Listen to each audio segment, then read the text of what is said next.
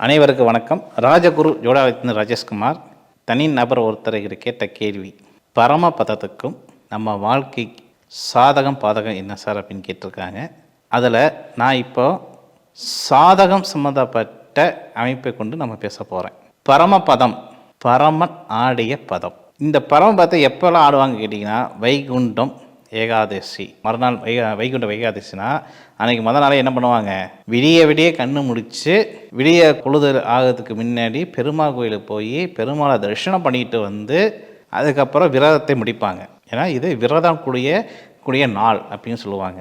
ஏன் இந்த பரமபதத்துக்கும் மனிதனுடைய தொடர்பும் என்னன்னு கேட்டிங்கன்னா, குண்டனி சக்தி, சித்தர்களுடைய வாக்கியப்படி குண்டனி சக்தி சொல்லக்கூடிய அமைப்பு யாருக்கு நல்லபடி கிடைக்கும்.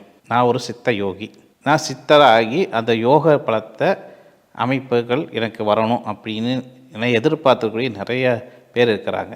இது ஆன்மீக தொடர்பு உள்ள நபர்கள் பார்த்தீங்கன்னா எதிர்பார்க்கக்கூடிய ஒரு விஷயம்.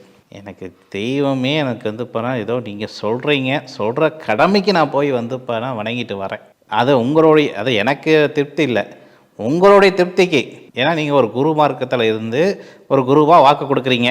ஒரு பெருமாள் கோயிலுக்கு போக சொல்கிறீங்களா, நான் போய் கும்பிட்டு வரேன். சிவன் கோயிலுக்கு போய்ட்டு சொல்கிறீங்களா, போயிட்டு வரேன்.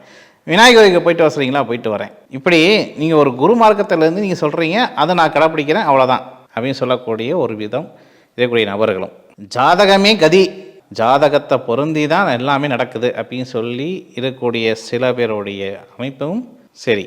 சில பேர் சொல்லியும் பயனில்லாமல் போய்விடும். சில பேருக்கு சொல்லக்கூடிய விஷயங்கள் பயனுள்ளாக அமையும். இதுதான் இந்த விஷயமே. வைகுண்டத்துக்கே நம்ம இறந்து நம்ம மோட்சம் அடையணும்னா வைகுண்ட ஏகாதசி திதி அன்று பார்த்தீங்கன்னா நீங்கள் பெருமாள் தரிசனம் பண்ணுங்கோ அப்படின்னு சொல்லுவோம். மார்கழி அமாவாசை வரக்கூடிய அமாவாசை அன்று